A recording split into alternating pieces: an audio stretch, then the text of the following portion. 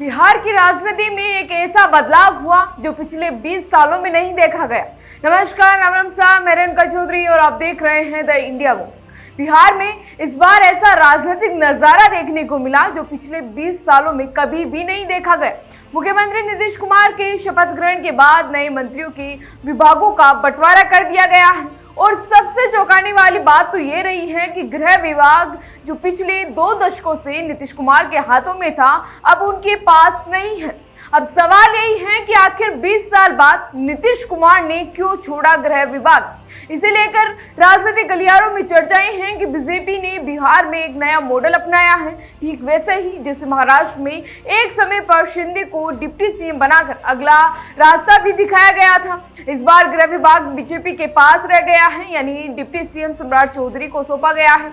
इसी के साथ अब कानूनी व्यवस्था व आंतरिक सुरक्षा की कमान सम्राट चौधरी के हाथों में है। कहा तो ये भी जा रहा है कि नीतीश कुमार के पास इस बार सबसे कम विभाग रहेंगे, जिसमें मंत्रिमंडल, सचिवालय, सामान्य प्रशासन, निगरानी और निर्वाचन विभाग शामिल है।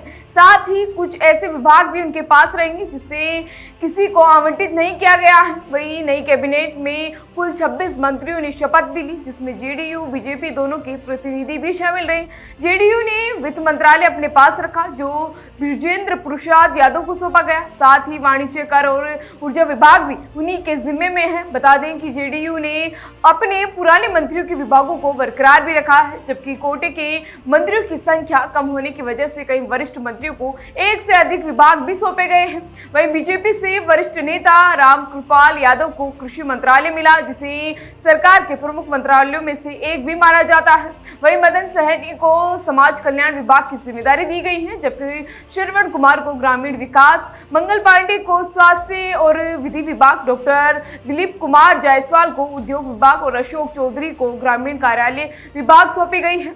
इस बदलाव में और भी कई महत्वपूर्ण जिम्मेदारियां शामिल हैं। लेशी सिंह को खाद्य एवं उपभोक्ता संरक्षण, नितिन नवीन को पथ निर्माण, नगर विकास और आवास विभाग भी मिले हैं। संतोष कुमार सुमन को लघु जल संसाधन विभाग आदि की जिम्मेदारी सौंपी गई है। वहीं संजय कुमार को गन्ना उद्योग और संजय कुमार सिंह को लोक स्वास्थ्य अभियंत्रण विभाग भी सौंपा गया है।